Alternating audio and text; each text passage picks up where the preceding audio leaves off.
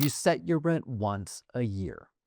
Maybe look at your Zillow for 5 minutes, potentially ask your neighbor what they're charging, and then you land on a number. If that number's even $150 below what the market will actually bear right now on a 12-month lease, you just handed back $1,800. And here's the part that most landlords don't think about. That gap, it actually compounds. Because next year, you're starting from the wrong baseline.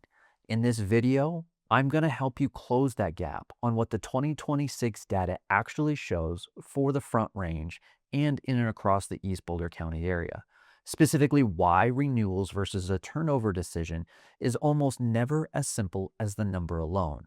And by the time we get to the last point, I'm going to show you that vacancy math flips the entire pricing calculus for most owners. Hey, real estate friends, my name is Mike Gold. I manage properties in and across the East Boulder County and Front Range area. I've been in this market long enough to watch the same pricing mistakes repeat themselves every single spring.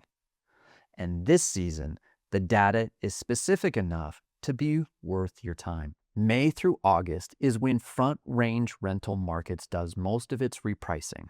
This is the peak leasing season. Demand is at its highest, days on market are typically at its shortest, and qualified tenants are actively searching. If your property renews or turns over in this window, the rent you choose now is the number that holds for the next 12 months. The gap I'm talking about isn't rare. It shows up consistently in properties that were priced correctly 2 or 3 years ago and haven't been benchmarked against current active listings since. Markets move. Your lease renewal rate doesn't automatically follow. For the clients that we represent, we run a comprehensive rental program across every unit for upcoming rental rates and factoring in a turnover. It's not an automated Zillow poll that bleeds apartment data and single-family products and even outside comparables. It's a property-by-property analysis against current active listings for like comparable homes.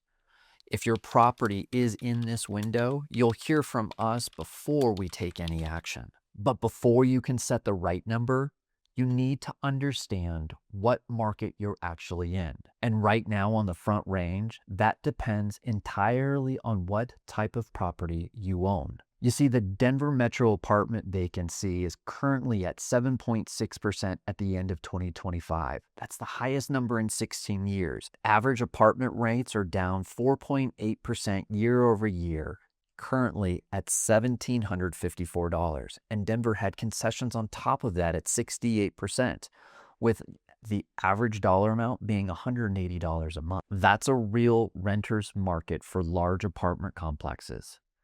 Single family and townhome rentals are a different product in a different market. Single family home, they currently run a vacancy closer to 4%, about half the apartment rate, with minimal concessions and 2 to 3% rent growth forecast for well-located and turnkey properties. MLS-listed rental properties had a median average rental rate of $2,695 with a median of 23 days on market.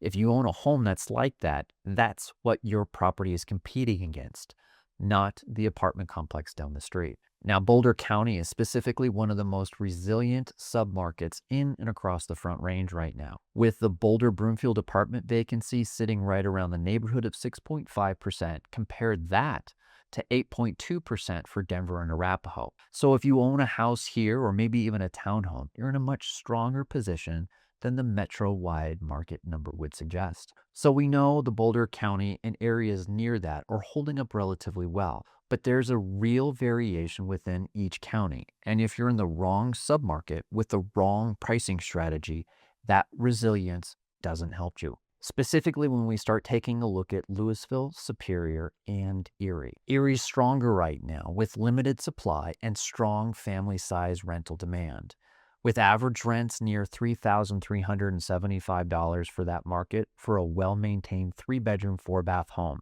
The current market supports measured rent increases at renewal. However, Louisville and Superior are a little bit softer, with new inventory coming on from the Superior Town Center development and the broader Broomfield Erie corridor. A lot of new construction has added to this supply, and absorption hasn't necessarily kept pace. So, if your property is located in this particular area, the pricing needs to reflect what is actually moving in these submarkets, not what you could have charged maybe a year or 2 years ago. Now, Lafayette is holding reasonably well, but still experiencing some downward pressure. And for Firestone, Frederick, and parts of Longmont, which is normally a very strong area, we're starting to see additional downward pressure just given the overall price point that that market is now starting to command. So if you have anything in that corridor, you need live comps before making any sort of pricing decision. So now you have a sense of where the market is. But here's the decision that most landlords get backwards at renewal time, and it costs them more than the rent gap ever did. Now, let me walk you through this. On a home that's listed at $2,200 a month, an unnecessary week of vacancy is roughly $500 in lost gross income.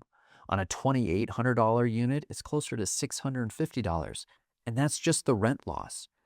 Adding in the make-ready costs, leasing fees, the risk of longer days on market, in a submarket that's maybe running softer, the math shifts quickly. A qualified tenant who pays the rent on time, takes care of the property, and renews without drama has compacting value that doesn't show up in any single rent number. Pushing a renewal rate to test the ceiling, triggering a possible move-out, and then sitting vacant for 2 to 3 weeks in a market running 23 plus days on market for a comparable product often produces a worse outcome than a moderate rental renewal would have done. The framework is simple.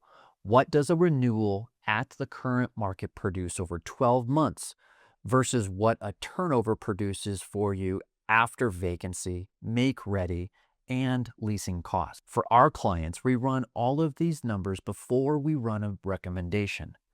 That's the trade-off our clients must know. In closing, here's the one thing I want you to walk away with. The rent you set this season has a 12-month tail. Price it too low, and you're starting from the wrong baseline again when you start talking to your tenant about a lease renewal. Price it too high in a softening submarket, and you're paying for the vacancy to try to find this out. The answer is current property level data against the right comparable home type with renewal math modeled against the actual cost of a turnover. If your property is coming up in this window and you want to talk through the numbers, reach out to me directly through our website, and I'll prepare an analysis that's done correctly, and I'll walk you through each one of the numbers. And more importantly, I post Colorado landlord tips every other week built specifically for this marketplace, not generic advice from someone who's never dealt with the Front Range real estate market, vacancy patterns, or Colorado's complex landlord tenant laws. So make sure to subscribe if you think it's going to be useful for you.